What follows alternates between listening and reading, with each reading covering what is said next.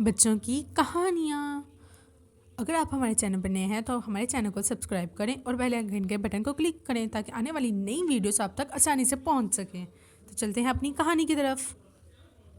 चूंटी कुदरत का अजूबा। चूंटी कुदरत की एक नन्ही सी मखलूक, एक अजूबा है। ये मखलूक बहुत सी छोटी सी है, मगर कुदरत ने इसके अंदर शौर और एहसास की कुव्वत रखी है। इसकी एहसासियत खुसूसन सूंघने वाली सलाहियत बहुत तेज़ होती है। जहाँ खुराक हो वहाँ ये फ़ौरन पहुँच जाती है। चूंटी का नन्हा मुन्ना जिस्म कमर, बाजू और मुंह पर मुश्तमिल होता है।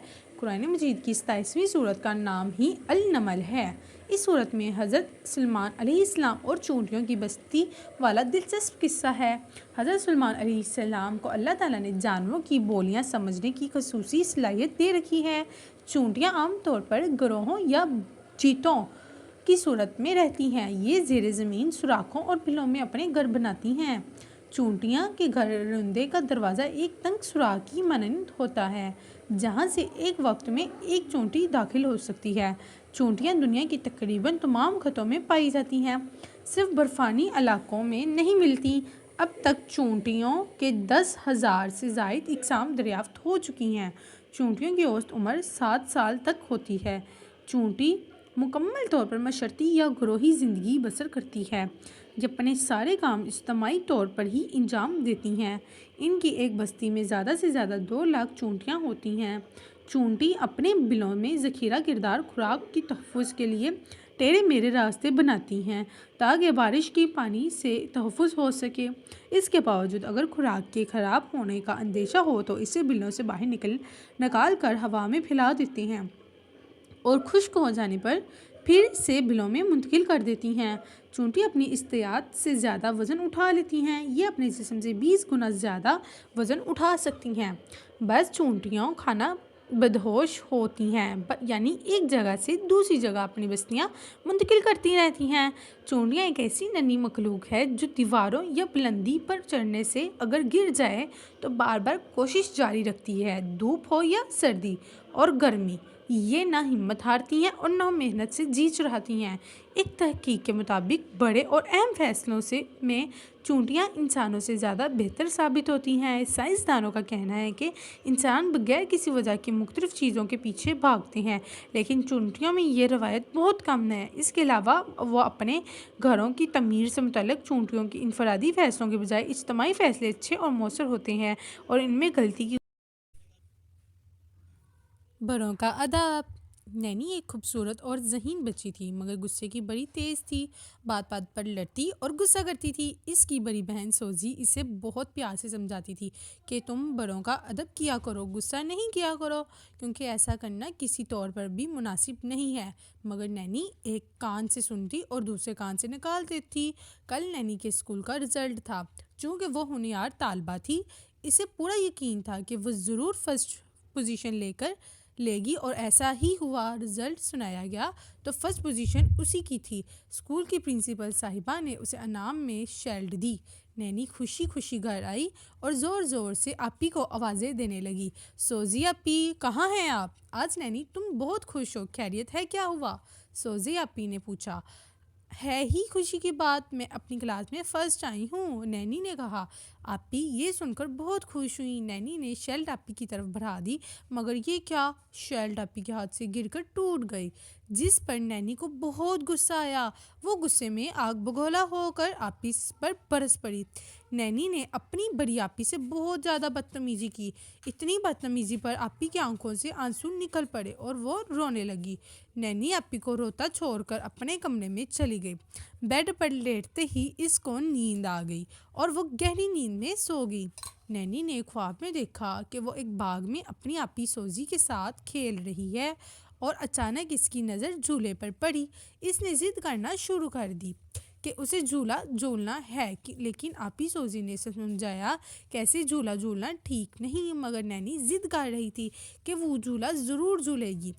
ये कहकर वो भागकर झूले पर बैठ गई। नैनी झूले पर बैठी ही थी कि इसका हाथ झूले से छूट गया और वो खुद पर काबू न रख सकी और झूले से नीचे गिर पड़ी, जिसकी वजह से इसको शदीद चोट आई। नैनी ने आपी सोजी को ऊंची ऊंची आवाज़ें देना शुरू कर दी। आपी सोजी भाग कर नैनी को उठाया इसकी तरफ लिपकी। आपी ने जैसे ही नैनी का हाथ पकड़ा, इसकी आंख खुल गई। वो बेहद घबराई हुई और इसकी पेशानी पसीने से तर थी। बेड पर बैठकर नैनी इधर उधर देखने लगी। वो आपी सोजी के बारे में सोच रही थी कि किस तरह वो उनसे लड़ती और गुस्सा करती है, बुरा रवैया इख्तियार रखती है, उनका कहना भी नहीं मानती, हालांकि वो तो हमेशा मेरी भला ही सोचती हैं और हर मुश्किल में मैं मदद करती हैं। वो अपने रवैये पर सख्त नदम थी और अज़म कर चुकी थी कि वो अपनी सोजी से माफ़ी मांगेगी और आइंदा उनसे कभी बदतमीज़ी नहीं करेगी और ना उनसे चला कर गुस्से से बात करेगी। आपी सोजी को ढूंढते हुए वो उनके कमरे तक पहुंच गई और आपी को आवाज़ें देने लगी और माजरत करने लगी क्योंकि वो अपने किए पर शर्मिंदा थी। आपी सोजी नैनी के इस रवैये पर हैरान थी। आपी के हैरत को भांपते हुए इसने इन्हें अपना ख्वाब सुनाया और कहा, मेरे साथ ऐसा बुरों का कहना ना मानने और बुरों का अदब ना करने की वजह से हुआ है। आपी सोजी नैनी की बातें सुनकर मुस्कुरा दी और इसको माफ़ कर दिया। अच्छे बच्चे नहीं लड़ते। राजू और शानी हमेशा किसी न किसी बात पर झगड़ा करते थे नजर आते थे। इन दोनों के घर वाले इनसे बहुत तंग थे। दोनों हमेशा छोटी छोटी बातों पर एक दूसरे से लड़ते और बदला लेते नजर आते थे। एक दिन राजू किसी काम के लिए अपने घर से निकला और अपने पड़ोसी शानी के घर के आगे से गुजरा।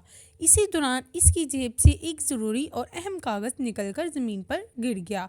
इत्तेफाक से शानी अपनी खिड़की से ये मंजर देख रहा था। इसने समझा कि राजू ने कागज़ जानबूझकर सड़क पर गिराया है और वो मेरे घर के सामने इसी तरह गंदगी फैलाता रहता है।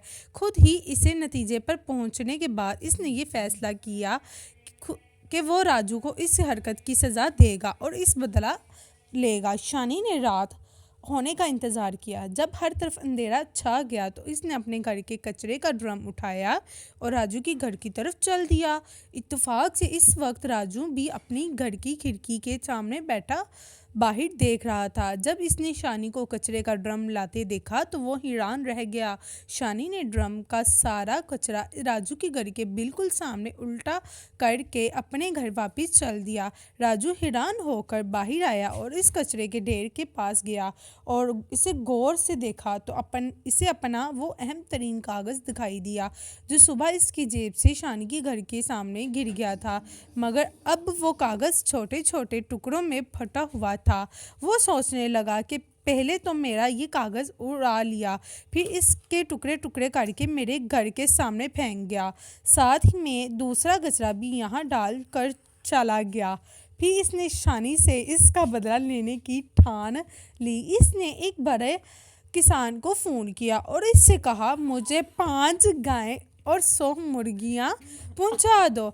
इसके बाद इसने अपने घर के पते की जगह शानी के घर का पता लिखवा दिया। अगले रोज़ सुबह इसने अपने पड़ोसी के लड़के की आवाज़ सुनी जो किसी गाड़ी वाले से मुर्गियों और गाय पर लड़ रहा था। वो समझ गया कि गाय और मुर्गियां पहुंच गई हैं और अब लाने वाला इसकी रकम तलब कर रहा है। काफ़ी देर बाद जाकर ये मसला निपटा तो शानी समझ गया कि असल में ये हरकत किसकी है। गर्ज ये कि काफ़ी अरसे तक ये सिलसिला चलता रहा। वो दोनों एक दूसरे को खूब नुकसान पहुंचाते रहे।